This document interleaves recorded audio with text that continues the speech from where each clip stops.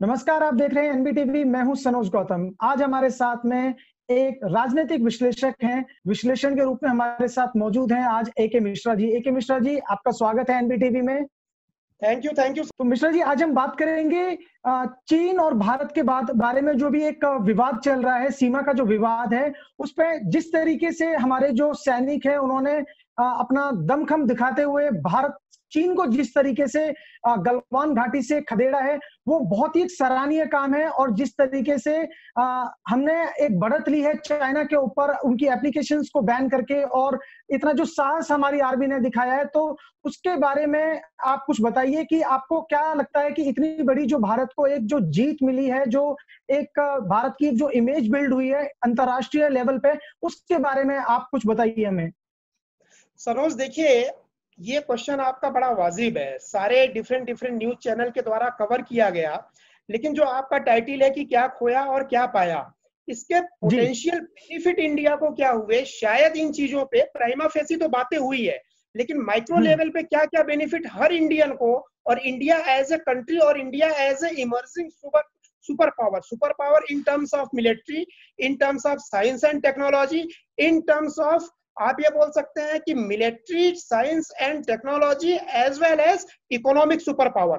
देखिए, मैं आपको थोड़ा हिस्ट्री में चलिए पीछे, जब चाइना और इंडिया दोनों एक गुलाम देश थे, और उसके पहले भी देखिए, तो सबसे पहले हमें ये सोचना चाहिए कि चाइना की ये फितरत क्यों है।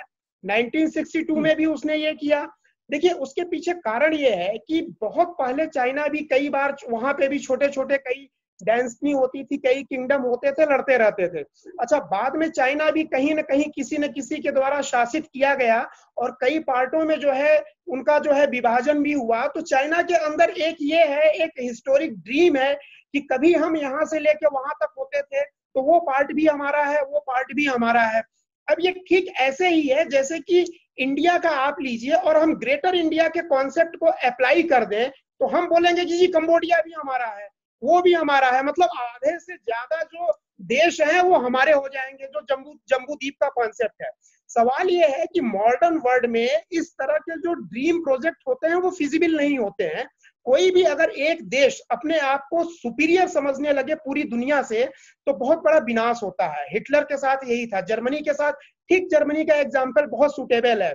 अच्छा, अब एक चीज ये देखिए, चाइना की फितरत क्या है कि वो छोटे छोटे जगहों पे कब्जा करते जाता है, डिस्प्यूट करके थोड़े थोड़े लैंड को, जिसका कि इंटरनेशनल पर्सपेक्टिव पे कोई मायने नहीं होता है।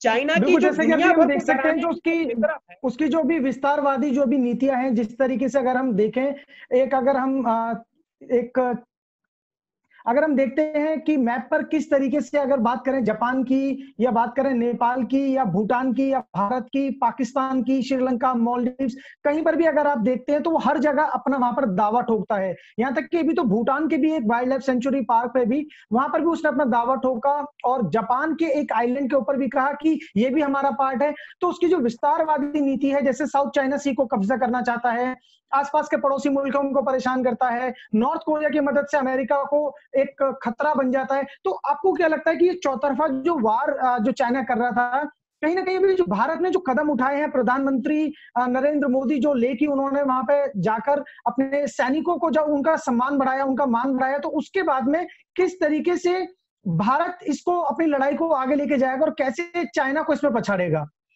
देखिए, मैं आपको बताऊं, ठीक ये उदाहरण अभी रशिया का एक शहर है। चाइना ने वहां पे, जबकि रशिया और चाइना बहुत अच्छे दोस्त समझे जाते थे, वहां पे भी उन्होंने अपना दावा ठोका। अब हम आते बिल्कुल। हैं गलवान पे। देखिए, ये एक इंटीग्रेटेड अप्रोच था। इंटीग्रेटेड अप्रोच जब मैं बोलता हूं कि वहां पे घाटी में जो लड़ाई हुई हमारे सैनिकों के बीच, जो हमारे वीर जवान शहीद हुए, और दुगने से ज्यादा लोगों को जो है बिना किसी हथियार के, यानी बिना किसी खड्ग और बिना ढाल के उन्होंने ये जीता। इस लड़ाई का, अच्छा, डिप्लोमेटिक जो कूटनीति है ग्लोबल लेवल की, वो भी बहुत उम्दा आला तरीन दर्जे की यहाँ पे रही है। देखिए, यहाँ पे सबसे ज्यादा सोचने वाली बात यह है कि ये लड़ाई केवल ऐसी नहीं थी कि 2-4 घंटे की निहत्थे गुत्तम गुत्ता हो गई और ये मैटर खत्म हो गया।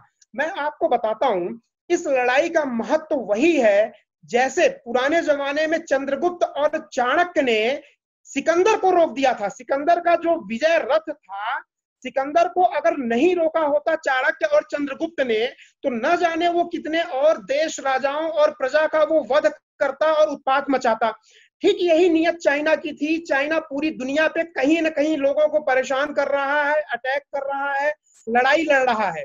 एक बड़ी इंटरेस्टिंग चीज मैं आपको बताता हूँ। एक्चुअली चाइना के अंदर जो ये महत्वाकांक्षा है, उनके अंदर ये फीलिंग आ गई है कि वो पुराने जमाने से अपने को कोरिलेट करके बोलते हैं कि हम ग्रेटेस्ट सिविलाइजेशन है और हमारी जो रेस है वो सुपीरियर रेस है। अब ये चीज होता क्या है, देखिए चाइना डराता कैसे है, अपने संख्या बल के। इनका कभी अगर आप देखिए जो परेड होती है इनके मिलिट्री की, ये बहुत ध्यान से सुनिएगा, उसमें हजारों हजार यानी जरूरत से ज्यादा सैनिकों की जो है वो परेड करवाते हैं। इसके पीछे एक बड़ा हिस्टोरिकल रीजन है। बहुत पहले चाइना में एक राजवंश था, वो बड़ा कमजोर था, अटैक हमेशा होता रहता था। तो वो करते क्या थे कि युद्ध भूमि में सैनिकों के मिट्टी के पुतले बना के खड़े कर देते थे। दूर से जब वो दुश्मन देखता था तो उसको लगता था कि इनकी बहुत बड़ी सेना है। अभी प्रधानमंत्री मोदी ने विजिट किया था तो वो फोटो भी उनके साथ है, उस म्यूजियम में भी गए थे जहां वो मिट्टी के सैनिकों के पुतले हैं। तो संख्या बल के ये आधार पे दिखाया जाता था, वहां पे डराया जाता था। देखिए इस युद्ध का क्या हुआ, चाइना की क्या क्या कमर हमने तोड़ी है।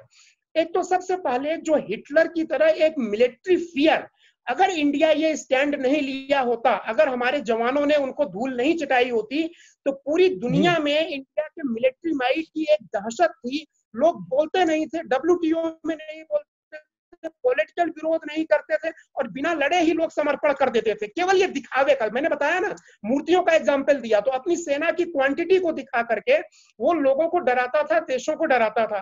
तो सबसे पहला जो ये है कि भारत एक लिबरेटर की तरह, लिबरेटर मतलब मुक्तिदाता की तरह, हमारा हजारों साल का इतिहास है। आप देखोगे भारत से ऐसे वीर पुरुष राजा निकले हैं यहाँ पे जिन्होंने मानव जाति को, सभ्यताओं को लिबरेट कराया, दास्ता से, अत्याचार से लिबरेट कराया, दूसरे शासकों के अत्याचार से लिबरेट कराया। तो सबसे पहला जो मैसेज गया पूरी दुनिया में वो ये गया कि भारत एक लिबरेटर की तरह चाइना के आतंक से मुक्त करवाया। जो एक मानसिक आतंक, साइकोलॉजिकल टेररिज्म जो क्रिएट हो गया था, फोबिया क्रिएट हो गया था, उससे भारत ने मुक्त करवाया, पहली चीज। सेकंड इंपॉर्टेंट चीज, एक बात और पूछना चाहता हूं जी। ठीक है, बोलिए बोलिए। सेकंड इंपॉर्टेंट चीज देखिए, लोग बोलते हैं ठीक है हम पाकिस्तान के तरफ मिलिट्रीली या वो जो है हम ज्यादा एक्टिव रहते हैं। मेरा ये मानना है कि पाकिस्तान एक शैतान बच्चे की तरह हमें परेशान कर सकता है, लेकिन पाकिस्तान की कभी भी मिलिट्री माइट इतनी नहीं है कि वो पूरे इंडिया को वॉर करके कब्जा करे। तो सबसे बड़ा जो दुश्मन है, जिसके इरादे भी कब्जा करने के हैं, पाकिस्तान के इरादे अगर देखा जाए तो वो कब्जा करने का नहीं है, वो अपनी पिछले हारों का बदला लेना चाहता है, कश्मीर वगैरह को आजाद करके, इससे ज्यादा उसका ख्वाब नहीं है। लेकिन चाइना का ये ख्वाब है। देखिए सेकंड जो सबसे बड़ा हमने आइस ब्रेक किया, जो हमने आईना दिखाया चाइना को, वो हमने ये दिखाया कि हमारा जो दुश्मन है वो चाइना है, असली जो दुश्मन है वो चाइना है। अगर ये एक्टिविटी नहीं होती, मिश्रा जी मैं आपसे एक बात पूछना चाहता हूं यहाँ पर, जैसे कि आपने बताया कि हमारा सबसे बड़ा दुश्मन चाइना है, लेकिन अगर हम देखें तो हमारा सबसे बड़ा अभी तक जो ट्रेड हो रहा था वो चाइना से हो रहा था। लेकिन अब जिस तरीके से भारत सरकार ने वॉलेट पावर का इस्तेमाल करते हुए यहाँ से जो चीजें बैन कर दी हैं, सेल्फ सफिशिएंसी की बात कर रहे हैं और यहाँ पे बात कर रहे हैं कि भाई किस तरीके से देश को आगे ले जाया जा सकता है। चाइना की कंपनियों को बाहर निकाला जा रहा है, बॉयकॉट चाइना, टिकटॉक और 58 और जो एप्लीकेशन थी उनको ब्लॉक कर दिया गया है। तो आपको क्या लगता है कि अगर हम economy is the new politics, अगर हम इसके बारे में सोचें तो आप इस पे थोड़ा सा हमें थोड़ा सा बताइए कि economics is the new politics, तो उस पर किस तरीके से आगे आ सकते हैं, किस तरीके से चाइना को धूल चटा सकते हैं, वोकल को लोकल, लोकल को वोकल कर सकते हैं, और कैसे अपनी इकोनॉमी को धार दे सकते हैं और चाइना को पछाड़ सकते हैं। सनोज देखिए होता क्या है, इकोनॉमी को बूम करने में, ग्रो करने में सबसे ज्यादा रोल होता है मिलिट्री पावर का। आप इतिहास देखिए, हमने कितनी उन्नति की, इंडिया कितना रिच था, सोने की चिड़िया बोली जाती थी, लेकिन कुछ लुटेरे आते थे जो लड़ने में बड़े माहिर और निर्दयी होते थे और हमको लूट करके या गुलाम बना के लेके चले जाते थे। इकोनॉमी तभी ग्रो करती है जब आप मिलिटरीली बहुत स्ट्रांग है। अगर आप मिलिटरीली स्ट्रांग नहीं है तो इकोनॉमी आपकी ग्रूम नहीं करेगी। दोनों इंडिपेंडेंट है, लेकिन अल्टीमेट मिलिट्री का रोल, मिलिट्री पावर का रोल ज्यादा होता है। चाइना यही करता था, मिलिट्री पावर का भय दिखा करके अपनी इकोनॉमी को भी बढ़ाता था और वो प्रेशर कहीं ना कहीं भारत के ऊपर भी बनाता था। और ग्लोबल टाइम्स ने कई बार बोला कि हमारी नेवी, हमारी सेना भारत से ज्यादा बेहतर है, ये है। एक ये भूत भी उतार दिया। देखिए जब ये भूत पूरी दुनिया से उतर गया ना, तो अब भारत के साथ साथ पूरी दुनिया में, भारत तो पहले भी नहीं डरता था, पूरी दुनिया के दिमाग से ये भय निकल गया है। अब है क्या, देखिए वोकल फॉर लोकल सबसे बड़ा कंट्रीब्यूशन। जैसे ही ये गलवान का प्रकरण शुरू हुआ, हमारी 120 करोड़ की देशभक्त जनता ने एक बहुत बड़ा डिसीजन लिया, बाइकॉट चाइना शुरू कर दिया। बाइकॉट चाइना होते ही हफ्ते भर के भीतर जब सारा ट्रेड रुक गया, तो बिलियंस एंड बिलियंस डॉलर, वहां पे अगर आप किसी मैन्युफैक्चरर से बात करिए, उनके पास प्रोडक्ट भरे पड़े हैं, कोई खरीदने वाला नहीं है, और वो मिन्नतें कर रहे हैं हमारे इंपोर्टर से कि आप ऑर्डर जो है मंगवा लीजिए, गवर्नमेंट को आप बोलिए कि वो हमारे प्रोडक्ट को बैन ना करे। भाई जब आपके पास पैसा नहीं रहेगा, तो आपके जवान के पेट में रोटी नहीं जाएगी, तो वो लड़ेगा क्या? आपके बंदूकों में, आपके तोपों में न गोली रहेगा न गोला रहेगा, आपके गोली और गोला में बारूद नहीं रहेगा, वो केवल एक दिखावटी यंत्र बन के रह जाएगा। मिलिट्री पावर का भूत जैसे ही भारत ने उतारा, ग्लोबल इकोनॉमिक पावर का जो दम्भ चाइना भरता था, उसका बैलून, जो एक बैलून था ना, वो ऐसे फूट गया जैसे कोई बच्चा एक सुई चुभो देता है बैलून के अंदर। तो पूरी दुनिया भी समझ गई कि चाइना का ऐसा नहीं कि बिना चाइना के मैन्युफैक्चरिंग या बिना चाइना से इंपोर्ट किए हुए हम नहीं रह सकते हैं। एक प्रयास शुरू हो गया, इंडिया ने एप्स को बैन किया। अच्छा देखिए होता क्या है, एक प्रॉब्लम होती है कि who will bell the cat, यानी बिल्ली के गले में घंटी कौन बांधेगा। घंटी कौन बांधेगा? 40 सालों से चाइना की हालत यही थी। इवन अमेरिका भी डायरेक्टली पंगा नहीं लेता था, उसके इकोनॉमिक और बहुत सारे ऐसे रीजन थे कि वो डायरेक्टली पंगा नहीं लेता था। भारत ने बिल्ली के गले में घंटी बांधी है, पहली चीज। या इसको यूं बोले कि एक बिगड़ैल सांड के नाक में जो रस्सी, उसको उसके नाक को छेद के जो रस्सी पहनाते हैं ना, ताकि सांड जो है कब्जे में रहे, तो भारत के जवानों ने वो वीरता का काम किया जो जिसको पूरी दुनिया ने। अच्छा अब एक परसेप्शन डेवलप होना शुरू हुआ, ग्लोबल परसेप्शन। इतना जो चाइना ने डेवलप किया था 40 सालों में, उसको भारत ने 4 घंटे में हवा कर दिया। अब इमेजिन करिए क्या खोया क्या पाया, जो आपका टाइटल है। अगर भारत विश्व गुरु बनने जाता, तो विश्व गुरु के लिए एक परसेप्शन डेवलप करना पड़ता है। चाइना ने ये परसेप्शन डेवलप करने के लिए बिलियंस एंड बिलियन डॉलर्स और 40 साल का टाइम लगाया हुआ है। बहुत पैसे इसमें खर्च होते हैं, बहुत टाइम लगता है। इंडिया ने 40 साल में जो चाइना ने किया, वो 4 घंटे में कर लिया, पहली चीज। दूसरी चीज देखिए, थ्रेट कहां से होता है, इकोनॉमिक थ्रेट भी बहुत बड़ा इकोनॉमिक थ्रेट होता है। अब इंडिया ने कितनी डिप्लोमेटिक लेवल पे आप देखिए कितना खूबसूरत डिप्लोमेसी यहाँ पे प्ले किया है कि इसका जो है एग्जाम्पल आपको ढूंढने से नहीं मिलेगा। कहां चाइना चला था इंडिया के ऊपर अटैक करने, धमकियां दे रहा था। इंडिया ने ऐसी डिप्लोमेसी की कि चाइना ने इंडिया की शर्तों को माना, हमारे सामने घिघियाने लगा, ट्रेड के लिए मोहताज हो गया, और पूरी दुनिया में हमने एक्सपोज कर दिया बिना एक गोली चलाए हुए। आप देखिए, हिटलर को एक्सपोज होने के लिए या हिटलर को पूरा खत्म करने के लिए द्वितीय विश्व युद्ध में कितना पैसा खर्च हुआ होगा, कितनी जानें गई थी। वही चीज अगर हिटलर ने जब पहली बार पोलैंड एक छोटा सा देश था, तो पहला अटैक करके उसको जीता था। अगर वही चीज पोलैंड कर देता हिटलर के साथ, या हिटलर को सबक मिल गया होता, तो शायद सेकेंड वर्ल्ड वॉर नहीं होता, इतनी तबाही नहीं होती। तो भारत ने एक बहुत बड़ी तबाही को भी बचा लिया, पूरी दुनिया को एक बहुत बड़ी तबाही से बचा लिया, यानी बिना बम बारूद एटम बम चलाए हुए दुश्मन को रोक दिया। जी बिल्कुल, मैं आपसे ये पूछना चाहता हूं कि अभी जो पिछले कुछ सालों में जितनी भी जो डिफेंस डील हुई है, राफेल की और S-400 की, और अभी जो जितनी भी डील अभी हाल फिलहाल में हुई है, क्या इससे भारत एक मजबूत मैसेज दे पाया है दुनिया को कि चाहे बात डिफेंस की हो या इंडियन एयरफोर्स की हो या इंडियन डिफेंस सिस्टम की हो, तो भारत कहीं से लेके कहीं तक भी किसी से पीछे नहीं है। और रही बात की अगर जो डिपेंडेंसी जो मार्केट की जो चाइना के ऊपर थी, तो अब जब हम सेल्फ सफिशिएंट बनने की राह पे चल रहे हैं, तो हम वहां पर भी उसको पूरी टक्कर दे पाएंगे। देखिए, हम डिफेंस डील की बात करते हैं, सबसे पहले तो हमने सबक सिखाया चाइना को। रशिया और चाइना बहुत दम्भ भरता था कि रशिया हमारे साथ है, लेकिन उसी जब वहां पे परेड हुई थी रशिया में, तो हमारे रक्षा मंत्री भी गए थे, और वहां पे चाइना के भी बहुत सारे ऑफिशियल्स थे। उनकी नाक के नीचे डंके की चोट पे हमने S-400 वगैरह की डील की, हमने लगभग 32 जो है फाइटर प्लेन्स की, MiG-29 वगैरह की डील की, और डील करने के बाद वहां पे हमने इसकी डिक्लेरेशन करवाई, यानी ये चाइना का भूत भी हमने उतारा। अच्छा, दूसरी इंपॉर्टेंट चीज आप ये देखिए, अगर ये घटना नहीं होती तो हो सकता है ये डीलें नहीं होती या बहुत स्लो उसमें होती, खतरा तो हमेशा बना रहा है। इससे फायदा ये हुआ कि भारत की रक्षा के लिए जितने इक्विपमेंट चाहिए वो एक झटके में ही बहुत तेजी से हमारे पास आ गए।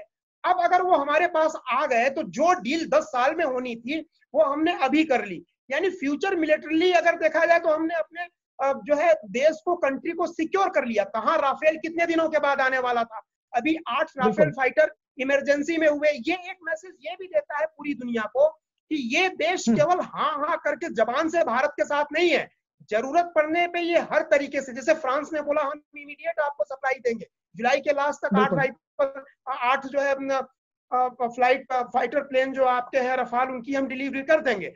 एक ग्लोबल मैसेज ये गया है कि इंडिया का जो भी कदम है, चाहे इंटरनेशनल डिप्लोमेटिक रिलेशनशिप हो, वो सॉलिड फाउंडेशन है वहां पे, न कि चाइना या पाकिस्तान की तरह धूर्तता और स्वार्थ पे। हमारे जो भी देश हैं, अमेरिका खुल के हमारे साथ आया, इजराइल खुल के आया, रशिया खुल के हमारे साथ आया।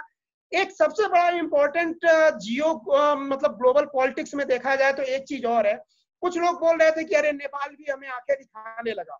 मैं इसको एक बहुत पॉजिटिव चीज के लिए लेता हूं। देखिए होता क्या है, ये घटना हुई तो कितने हमारे छुपे हुए दुश्मन थे, कितने ऐसे ग्लोबल राजनेता थे जो भारत का अहित चाहते थे, वो भी एक्सपोज हो गए।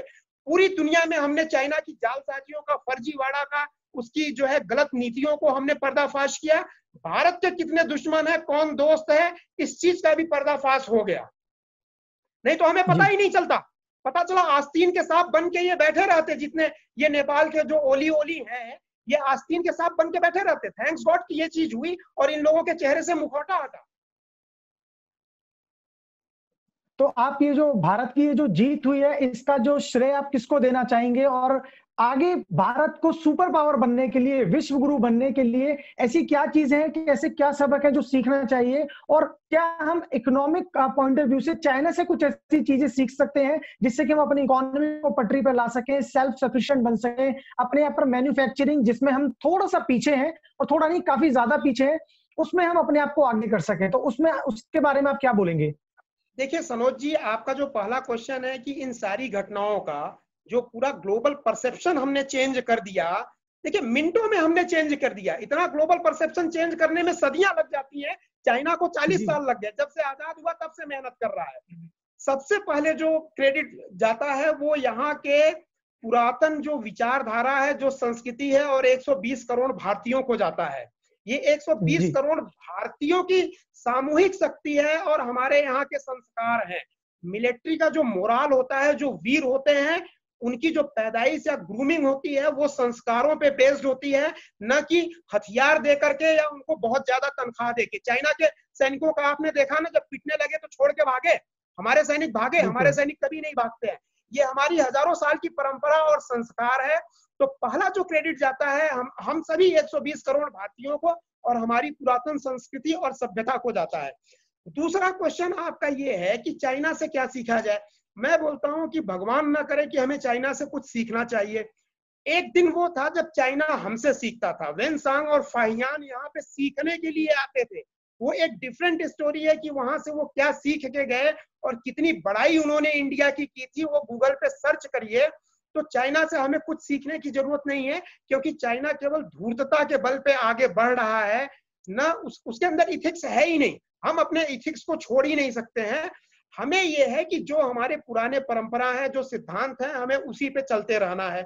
अच्छा, रही बात कि हम इंडिपेंडेंट कैसे बने, देखिए बेसिक जितने होते हैं, कोई भी अगर मैनेजमेंट का स्टूडेंट होगा, इकोनॉमी को बूस्ट करने के लिए मैनेजमेंट में 5M होते हैं, 5 रिसोर्सेज। मैन होता है, मटेरियल होता है, मनी होता है, मेथड होता है, मार्केट होता है। मार्केट अपने आप में इंडिया सबसे बड़ी मार्केट है। Man power, skilled highly professional, जो कि गूगल वगैरह के सीईओ अगर कोई पैदा कर रहा है, और इंदिरा नूई वगैरह तो हम कर रहे हैं। टॉप लेवल के इकोनॉमिस्ट, डिप्लोमेट, पॉलिटिशियंस यहाँ पड़े हुए हैं। तो ये सारे बेसिक 5M या 5 resources, man, material, machine, market, money, method, strategy, हर चीज हमारे यहाँ पड़ी है। सवाल सिर्फ ये है कि जब आपको कोई चीज इजी मिलने लगता है, आपको बना बनाया चीज आ रहा है, सब उस पर धीरे धीरे डिपेंडेंट होते चले गए हैं। हमें थोड़े दिनों तक कष्ट सहना है, साल, 2 साल, 3 साल, मैक्सिमम 5 साल।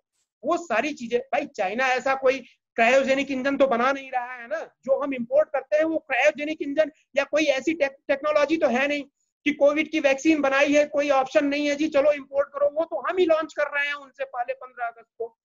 चाइना के ऊपर डिपेंडेंट रहने का ऐसा कोई यूएसपी या फैक्टर नहीं दिखता है। केवल एक चीज है कि चाइना ने बल्क मैन्युफैक्चरिंग प्रोसीजर को, सिस्टम को डेवलप किया। हमें अब मैन्युफैक्चरिंग पे फोकस करना चाहिए।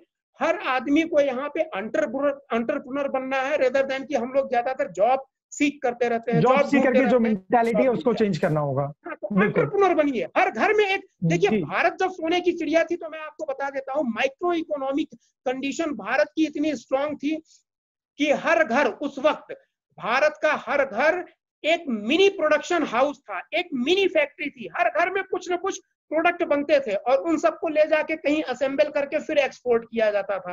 तो भारत को अब वही करना है, माइक्रो इकोनॉमिक प्रोसीजर्स पे ध्यान देना है, इंप्लीमेंट करना है।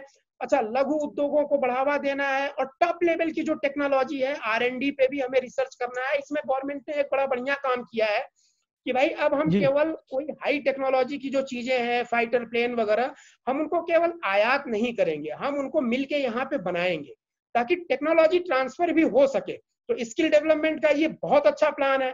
धीरे धीरे हम बनाएंगे तो हमें वो चीजें लेटर ऑन हम उसको डेवलप कर सकते हैं अपने यहाँ। तो ये है कि हमको टेक्नोलॉजी डेवलप करना है, हमको मैन्युफैक्चरिंग पे जो है फोकस करना है। थोड़े दिनों तक हमें सब्र करके रहना है कि अगर हम चाइना से इंपोर्ट नहीं कर, अरे चाइनीज झालर अगर हम नहीं लेंगे, उसकी जगह अगर हम मिट्टी का दिया जो है जलाएंगे, तो क्या दिवाली में हमें कम पुण्य मिलेगा? श्रद्धा होनी चाहिए। विकल्प हर चीज अवेलेबल है, ऐसा कुछ नहीं है। थोड़ा सा प्रॉफिटेबिलिटी फैक्टर को हमें डाउन करना पड़ेगा।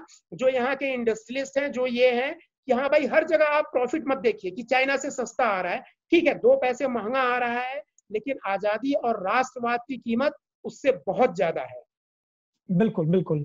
बहुत-बहुत धन्यवाद AK मिश्रा जी, आपने बेबाकी से अपनी राय रखी और आपने जितने भी हमारे जो क्वेश्चन थे, उनका आपने बहुत अच्छी तरीके से डीप एनालिसिस करके आपने उनका जवाब दिया। तो जो भी हमारे जो व्यूअर्स हैं एनबीटीवी के, जाहिर सी बात है उनका भी एक माइंडसेट इससे बदलेगा, एक सकारात्मक सोच उनकी डेवलप होगी और उनको भी लगेगा कि कैसे अपने देश को हम सेल्फ सफिशिएंट बना सकते हैं और एक जॉब सीकर की मेंटालिटी से जॉब क्रिएटर की मेंटालिटी तक हम आ सकते हैं। तो इसी तरीके से हम आगे भी आपके साथ में जो जितने भी खास मुद्दे उन पर जुड़ते रहेंगे।